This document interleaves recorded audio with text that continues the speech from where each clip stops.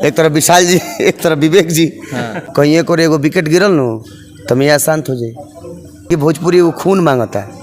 एक तरफ सरस्वती पुत्र, स्वर का पुत्र और पवन भैया, तो एक तरफ अदाकारी के बादशाह हमारे बड़े भाई खेसारी लाल यादव, और इन दोनों का अगर अब तो अहिरान या बबुआन गाने जो आ रहे हैं, साफा लग रहा है कि मैं आपको टारगेट कर रहा हूं या फिर मैं आपको ठोक दूंगा, इस तरीके से लोग अपराधी। हालांकि एको के बेल टूटियों वाला केस लगता है कि हमारे हिसाब से नहीं होगा किसी पर, लेकिन सब बोल रहे हैं कि मैं अपराधी हूँ।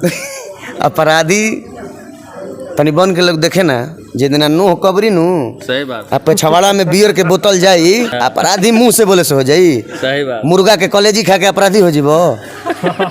हती को करे जाब अपराधी बन जीबो।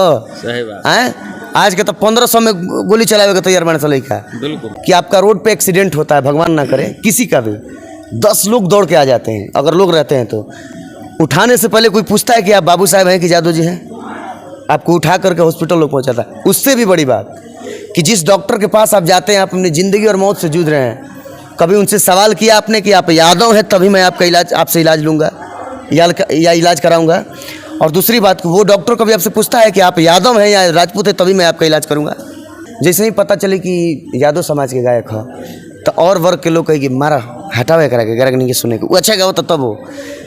अगर जैसे ही जाने कि बाबू साहब समाज के लिए कहा तो और वर्ग के लोग कहे कि हे भगवान भगावे करा के, ठीक नहीं है गावत, निमन गावता तब हो। इस सबसे बड़ा पिसाए वाला लोग, आए वाला जो कलाकार बंधु लोग बड़े उ लोग हो जाइए। बबुआन राजपूत एक ऐसा नाम, और यादव और अहिर एक ऐसा नाम जिसमें अनेकों वीर पैदा भइल बने। वो लोग के कहूँ लक्षण है दोगलन में बा, जौनी जतियता लोग करके और एक दूसरे को कटाक्ष करता है। कौनों के देही में अकेले बाजे के ताकत बा। मल्ल युद्ध जो उनका हाथ रहे, कुश्ती पहलवान लोग के बात छोके, जे अभी भी किला संभरले बा, जे अभी भी राजपूत और जे भी अभी भी अहिर के सिद्धांत पर चल रहा बा, उ लोग के छोड़ के ये कौनो भी लड़े के ताकत बा। फेसबुक के सब ये फेसबुकिया प्रेम दिखावे सब। बाबू साहब में एक से एक वीर भइले, राजपूत में अहिर समाज में एक से एक वीर भइले। कोनो आल्हा उदल आ कोनो वीर लोरी के बारे में गौल हस, ये चोटा चुतिया कि शक्तिवान लगल लक्ष्मण के हर रोवेले रघुराई, अखिया खोला बबुआ कि के कहब छोटका भाई, अखिया खोला बबुआ। चलिए नमस्कार, प्रणाम। मैं आपका भाई छोटू तबाही और आप देख रहे हैं तबाही न्यूज़ भोजपुरी। जी हाँ, अभी हम मौजूद हैं चंदन यादव जी के पास, जो कि अहिरान स्टार तो है ही, प्लस स्टेज स्टार भी हैं, और चंदन जी का शादी भी हुआ है, उस पर भी मैं कुछ चर्चा करूंगा। अब भोजपुरी इंडस्ट्री में जिस तरीके से दंगा फसाद उतल पुतल हुए हैं, सही मुद्दे पर मैं इनसे चर्चा करने वाला हूँ। बहुत बहुत स्वागत है चंदन जी। तबाही न्यूज़ के सभी दर्शक के प्रणाम हमार, और भैया का भी बहुत बहुत स्वागत।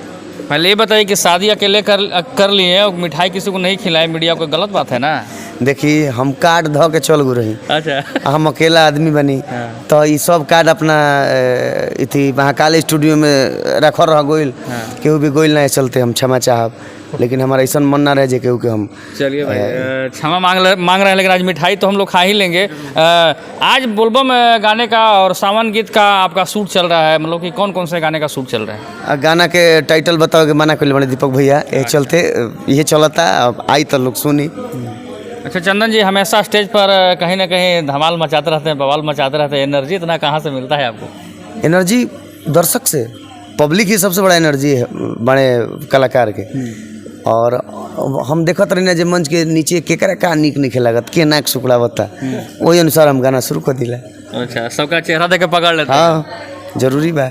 लेकिन एक सवाल आज रहेंगे कि आप तो काफ़ी खुशमिजाज रहते हैं, स्टेज पर सबको मन को मोह लेते हैं, सभी के मन के हिसाब सब चल देते हैं, लेकिन भोजपुरी इंडस्ट्री में अभी जिस तरीके से जातिवाद विवाद और जो गाली गलौज चल रहे हैं दूसरे में, इसको लेकर आप क्या कहना चाहेंगे? जैसे में पवन सिंह और खेसारी लाल काफ़ी सुर्खियों में नाम है। भैया के दोनों जना भैया के एमे कमी नहीं है, एमे जे साथे बा उ लोग गबड़ा रहल बा, और उ लोग के थोड़ा सा चीज़ पे कंट्रोल करे के पड़ी ना, तो दोनों भैया लोग के छवि खराब हुई।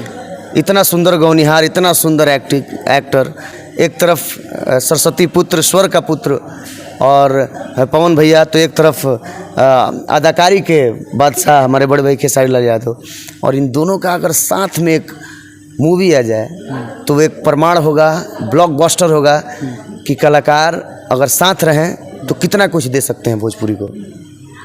तो मैं चाहूँगा, हम छोट हैं, छोट बानी कलाकार, लेकिन ये हम चाहब कि दोनों भैया साथे रह। अरे आप छोटे कलाकार हैं चाहे बड़े कलाकार हैं, लेकिन मैं तो आपको सुपरस्टार मानता हूं, क्योंकि स्टेज पर ऑडियंस आपको भी देखते हैं, मिलियन फ्लोवर आपको भी देखते हैं, सभी सुपरस्टार अपने अपने जगह पर। लेकिन ये दो नाम काफ़ी जो सुर्खियों में रहते हैं, और इनके अगल बगल जो रहने वाले कुछ ऐसे हरकत करते हैं, जैसे आजकल जिस तरीके से मार झगड़े हो रहे हैं, इसको लेकर मैं आपसे जानना चाहता हूँ कि क्या ये होना चाहिए भोजपुरी इंडस्ट्री में? कबो ना भैया, ये जौन हो रहा बा कहीं ना कहीं बहुत बड़ा अपशगुन हो सकेला। अपशगुन हम जौन कहल चाहतन वह जानतनी, कहीं एक और एगो विकेट गिरल नु तो मैं शांत हो जाए। विकेटे अब ये न लोग चाहता कि एक और एगो विकेट गिर जाओ भोजपुरी शांत हो जाए। हम तो कुछ दिन पहले लिखे वाला रहे कि भोजपुरी एगो खून मांगता है, एगो खून मांगता है, एक जना जो ये तक कहानी फाइनल बा। तो ये सब विवाद बढ़ावे के कारण का बाटे, ये दोनों जना के आपस में साथ में रहे वाला लोग लड़ा रहा बाटे, और कोनो बात नहीं के। मतलब आपका क्लियर कहना है कि पवन सिंह और खेसारी लाल नहीं लड़ते हैं, लेकिन इन लोग के साथ रहने वाले लड़ाई करवाते हैं। तब का वी स्क्वायर, एक तरफ विशाल जी, एक तरफ विवेक जी, ये लोग के तनी अपना इथी पर ही करे के पड़ी। आ ना तो जान लीजिए अपने में बाबू साहेब समाज और राजपूत समाज ये लोग के चलते लड़ के मर जाए। जेकर मित्रता भी भाव ओकर मित्रता खत्म हो जाए भैया। हमने के हर समाज में घूम के गावेला बानी सो, केहू ही ना चाहे कि द्वेष होखे। और हमारा बात से उहे उन्हीं के दिक्कत हो, जो पढ़ल लिखल नहीं खस। जाति का कीड़ा काटा, जाति का कीड़ा ओकरा का अपना अपना गोतिया ओकरा बनाओ नहीं, जाति के का इथी करे जी, जोना का अपना गोतिया ले बनाओ नहीं के, जोना का अपना चाचा के गाड़ी देता इथी के ओकरा अपना गोतिया ले माने मेल नहीं के, वो पूरा जाति के लेके चली है। खाली फेसबुकिया प्रेम है जाति के, निमने काम करे तो SDM बनस, DM बनस, बढ़िया गायक बड़ लोग हैं, तब नाम होई कि दोगलई के नाम होई जाति के। सही बात है, एकदम बिल्कुल क्लियर कर रहे हैं कि भाई जिनको अपना परिवार से नहीं बन रहा है, जिनको गोतिया से नहीं, बगलगिर से नहीं बन रहा है, वो जाति का ठेकेदार बन बैठते हैं, और लास्ट में ज़मीन पर विवाद देखने को मिलते हैं। जैसे चंदन यादव जैसे कलाकार, चंदन यादव जैसे और कलाकार हैं जो घिसते रहते हैं और लगातार। हम लोग सबसे बड़ा इनमें दिक्कत हमनी के बा, अगर वह मंच पे जाता नहीं हमारा संग तो कम में बा, लेकिन हमारे आवे वाला भाई जो नए नए गायक बने वो लोग संगे बहुत बड़ा दिक्कत हो जाए अगर इस ना संभल। तो जैसे ही पता चले कि यादव समाज के गायक है तो और वर्ग के लोग कहे कि मारा हटावे करा के गायक नहीं के सुने के, वो अच्छा गाओ तो तब हो। अगर जैसे ही जाने कि बाबू साहेब समाज के लड़का है तो और वर्ग के लोग कहे कि हे भगवान भगावे करा के, ठीक नहीं क्या गावत, वो निमन गावता तब हो। इस सबसे बड़ा पिसाए वाला लोग आवे वाला जो कलाकार बंधु लोग बड़े वो लोग हो जाए। चंदन जी, जो अहिरान और बबुआन जो चल रहे हैं कि मैं बबुआन हूँ, मैं अहिरान हूँ, मैं बबुआन का ठेकेदार हूँ, इसको लेकर कहीं आपके नज़र में कोई राजपूत समाज के लोग देखते हैं तो थोड़ा सा मुड़ी तिरछा करके चल दे रहे हैं, यादव एक दूसरे को देख रहे हैं, राजपूत समाज के तो मुड़ी तिरछा करके चल रहे हैं, ऐसा देखने को मिल रहा है। हम एगो साँच बात कहता नहीं, बबुआन राजपूत एक ऐसा नाम, और यादव और अहीर एक ऐसा नाम जिसमें अनेकों वीर पैदा भइल बने। वो लोग के कौन लक्षण है दोगलन में बा, जौन इज्जतियता लोग करके और एक दूसरे को कटाक्ष करता है। कौनों के देही में अकेले बाजे के ताकत बा, मल्ल युद्ध जौन का हाथ रहे, कुश्ती पहलवान लोग के बात छोके, जे अभी भी किला संभरले बा, जे अभी भी राजपूत और जे भी अभी भी अहीर के सिद्धांत पर चल रहा बा, उ लोग के छोड़ के ये कौनो भी लड़े के ताकत बा। ये फेसबुक के सर, ये फेसबुकिया प्रेम दिखावे सर। बाबू साहेब में एक से एक वीर भइले, राजपूत में अहीर समाज में एक से एक वीर भइले। कोनो आल्हा उदल आ कोनो वीर लोरी के बारे में गौल हस, ये चोटा चुतिया कौन नहीं कह सकल। हम गावे जाता नहीं, हमू नहीं गए, आ गलती हमरो ले भइले एक बार दो बार, तो ओकरा के हम क्षमा चाहब। पहले हम गा दिल बनी, बाद में रिलीज हुई तो लोग क्षमा करब, हमहू गा दिल बनी बहाकला में। लेकिन हमरा ये बात के एहसास भइल कि बहुत गंदा काम बा, कहीं ना कहीं हमारा के कान्हा पर हाथ धरे वाला कि बाबू साहेब के मित्र भी बने, बाबू साहेब लोग यादव समाज के भी, भूमियार समाज के भी और रविदास समाज के भी लोग बा। तो हम कतई भी जातिवाद के खिलाफ ही हैं और रहेंगे। अपने समाज का आप तारीफ़ कीजिए, गाने गाएं, लेकिन किसी और वर्ग को आप नीचा ना दिखाएं। आप जब गोली मारने की बात कर रहे हैं तो आप क्या जताना चाह रहे हैं? अपने को तो नहीं मारेगा, आप अपने आप को तो हैरान बोल रहे हैं। आप तो गोली जब भी मारेंगे तो दूसरे जाति को ही मारेंगे। सही बात। ये कतई भी सही नहीं है। और जहाँ तक मैंने सुदर्शन चक्र की बात कही, वो सुदर्शन चक्र का महत्वता घट जाता अगर वो बार बार उठता श्री कृष्ण के हाथ में। तो इसलिए आप लोग कंट्रोल करें, तनी बुद्धि सीख लो। जौन ई पढ़ने जोना के ना कबो कृष्ण के जीवनी से भेंट बा, ना कबो यदुकुल के जीवनी से भेंट बा, ना कहूँ कि कबो बाबू साहेब के राम जी के जो कबो रामायण ध्यान से ना देख ले सब कि का का हमें बाटे का का शब्द होते। राम जी के लिख पर चले वाले लोग कबो ऐसा काम करे। राम जी दुश्मनों को क्षमा करते रहे हैं। जिसको उन्होंने मारा उसके पास शिक्षा लेने के लिए बात की है रामायण में। जब रावण मारे गए वहाँ लक्ष्मण जी को भेजा गया कि तुम उनसे शिक्षा लो, बहुत बड़े विद्वान हैं। तो वैसे थे राम जी हैं। ठीक बा, लड़ाई एक से एक लड़ल गए बटे। पृथ्वीराज चौहान, बहुत सारे लोग हैं, अलाउद्दौल हमनी में बीर लोरिक भैले। तो ये लोग मर्यादा के पक्के थे। ऐसे छेछड़पन लोग ना करते रहे। समाज के नाम डुबावते रहे। सही नाम क्या करता है जी? टीआरपी के लिए सब टीआरपी पैसा बनता पेज पर आ लोग बुड़बक बनल बा। आप लोग बुड़बक बन वाली हमें यानी कि फायदा बा। हाँ तू लोग सपोर्ट करता रह। केहू के घर में एगो आफत पड़ जाए जरा कि बाबूजी लोग कहता नू उ दौड़ के ना जी। हम सब उ दौड़ के लोग नहीं जाए कि तनी बाबू का भइल बाटे 20,000 के 40,000 के मदद कर दी ना जी। हम सब एको जोना के गानवा के लेके विवाद होता है। ये चंद झोला छाप वैसे गायकों के लिए जोरदार तमाचा है चंदन यादव की तरफ से कि जो जातिवाद करते हैं, अपने समाज को ठगते हैं। ईरान आएंगे बोलेंगे कि मैं फाड़ दूंगा, बबुआन आएंगे मैं चीर दूंगा। लेकिन इन पर भरोसा ना करें क्योंकि ऑडियंस जो है ऑडियंस भोली भाली होती है। जो कि चंदन यादव के बातों से ने क्लियर साफ कर दिया कि रामायण महाभारत बीर लोरिक सारे कहानियों को आपको समझा दिए। इसमें ऑडियंस ऐसे नहीं होंगे कि कुछ ऑडियंस को एक बात मैं और बोलूँगा कि इतना ही सिर्फ मैं पूछूंगा आप सबसे कि आपका रोड पे एक्सीडेंट होता है, भगवान ना करे किसी का भी, 10 लोग दौड़ के आ जाते हैं। अगर लोग रहते हैं तो उठाने से पहले कोई पूछता है कि आप बाबू साहब हैं कि जादू जी हैं? आपको उठा करके हॉस्पिटल लोग पहुंचाता है। उससे भी बड़ी बात कि जिस डॉक्टर के पास आप जाते हैं, आप अपनी ज़िंदगी और मौत से जूझ रहे हैं, कभी उनसे सवाल किया आपने कि आप यादव हैं तभी मैं आपका इलाज आपसे इलाज लूँगा या इलाज कराऊँगा? और दूसरी बात, वो डॉक्टर कभी आपसे पूछता है कि आप यादव हैं या राजपूत हैं तभी मैं आपका इलाज करूँगा? वो समय इंजना कह जाती है तक कहाँ मर जाला मरद खानी। ये गलत बात है और मैं इसके खिलाफ हूँ। हाँ ठीक है, आप अपने समाज का नाम करना चाहते हैं, बड़े कर्मों से कीजिए, बड़े नाम से कीजिए। क्या है सूर्य कुमार यादव, उसने कभी जातीयता किया क्या? किया क्या? अपना कर्म से वो बंदा नाम कमाया, ओकरों के लोग बांट दी। कुछ दिन में ओकरों को लोग कि शेर हई कदलस तो शेर हऊ कदलस। वो एक क्रिकेटर है, वो पूरे देश के लिए खेलता है। सीखो यार, वो लोग से सीखो। वो लोग बहुत बड़ा ऊपर का चीज़ है। जातीयता तो उनके यहाँ तक पहुँचता भी नहीं है। हम दोनों समाज से ये बात कर रहे हैं। आपसी प्रेम खत्म हो रहा बा। ऐसे सबसे बड़ा प्रभाव, एक सबसे बड़ा दोषी भोजपुरी इंडस्ट्रीज बा। आपस के प्रेम खत्म करे वाला लोग भोजपुरी इंडस्ट्रीज में गाना गा के हई हऊ क के पहले ना गवात रहे, इतना रहे।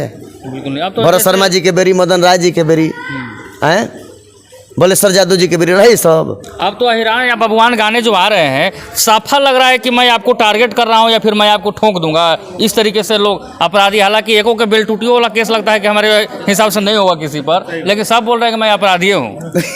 अपराधी तनी बन के लोग देखे ना, जितना नूह कबरी नू सही बात। आप छवाड़ा में बियर के बोतल जाई, मैं अपराध आँख में निकल के नाचे लगी। निमन निमन अपराधी लोग प्रशासन के सामने हार मान जाला। अपराधी मुंह से बोले से हो जाई। सही बात। मुर्गा के कलेजी खा के अपराधी हो जीबो?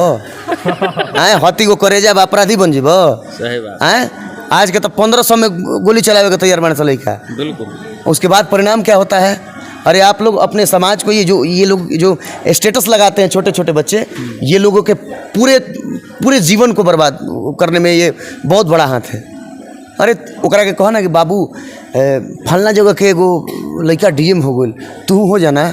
अरे वो सने समाज के नाम हुई रे, हैं कि दोगलई के से नाम हो समाज के। ये सब चुतियावा अपन पैसा बटोरता रहे सब। ठीक बा, सब गायक लोग गावता है, ये जौन गावता रहे जे भी अपना समाज में गावता, कौन हई स्टार भइल बा, हई स्टार भइल बा। हम नहीं मानते इस बात को। आप लोग अपने समाज का नाम नहीं बढ़ा रहे हैं। चंदन जी थे हमारे साथ, जो कि काफ़ी इनका बेबाक जवाब रहा, लेकिन एक सवाल इनसे रहेगा कि भाई पवन सिंह से हमेशा ही वीडियो कॉल पर बात करते रहते हैं और पवन सिंह को बहुत ही क्लोज रहते हैं, क्या कहना चाहेंगे पवन सिंह के बारे में? एक बार की वाकया मैं बता दूं कि मैं एक भैया हैं बादल खान, म्यूजिक डायरेक्टर, बिल्कुल। तो उनकी स्टूडियो में किसी और का रिकॉर्डिंग था, वो मेरा दोस्त था, मैं उनके साथ गया था। और अखलाक भैया ने जब हम लोग के सामने पवन भैया से पहली बार वीडियो कॉल पे बात किया, हम लोग बहुत नए थे, तो मैं बाहर जाकर रोने लगा कि कब इस इंसान से मुझे भेंट होगा, मिलने को मिलेगा। तो मैं उस टाइम से बड़े भैया का मैं फ़ैन हूँ। और बाद में खेसारी भैया हैं, उनके डांस और उनके एक्टिंग और उनके स्टेज का मैं फ़ैन हूँ। तो हमेशा से लगाव बटे। और उनका एक गाया हुआ गीत जो अभी अमर हो चुका है इस भोजपुरी में, और अमर होगा ही होगा, कि शक्तिवान लगल लक्ष्मण के हर रोवेले रघुराई, अखिया खोला बबुआ कि के कहब छोटका भाई, अखिया खोला बबुआ। तो जो गला लगा तो ओकरा कहती क्षमा चाहब, कैसे कि रात भर जागल बन जाए, रिकॉर्डिंग भी रहे और प्रोग्राम भी रहे, तो क्षमा चाहब। लेकिन ये गाना ना अंदर घुस गया, इसलिए मैं हम तो मंच पे भी और हर जगह भी गुनगुनाता नहीं, तो आप लोग भी गुनगुनाई और मजा ली। वाह क्या बात है, अखिया खोला बबुआ जो कि गाने एकदम झकझोर कर रख दिए हैं भक्ति में, जो कि अभी भक्ति का माहौल भी नहीं था, है ना।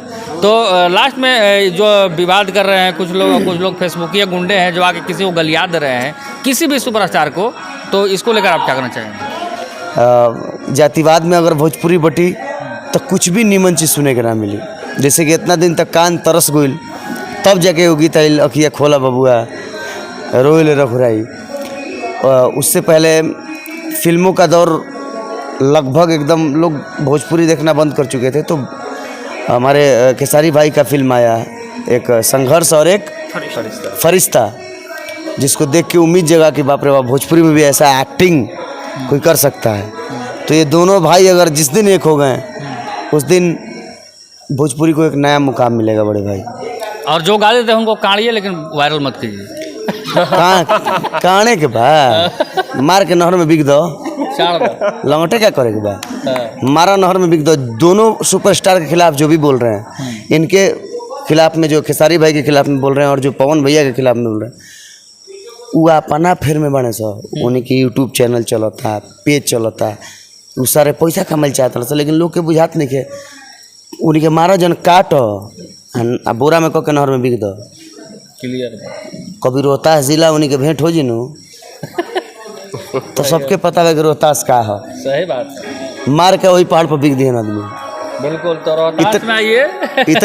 इतने प्यार करने वाले हैं लोग पवन सिंह जी को और खेसारी भैया को।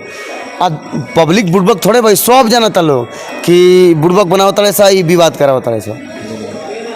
बिल्कुल मैं संतुष्ट हुआ इनको बातों से। और जिनको लगता है कि भाई सुपरस्टार को गाली गलौज करके अनाप शनाप बोल के सुपरस्टार बन जाएंगे, तो चंद दिनों का व्यू, चंद दिनों का टीआरपी, ऐसा काम ना करे। फिलहाल इतना ही। आपका भाई छोटू तबाही, और आप देख रहे हैं तबाही न्यूज़ भोजपुरी।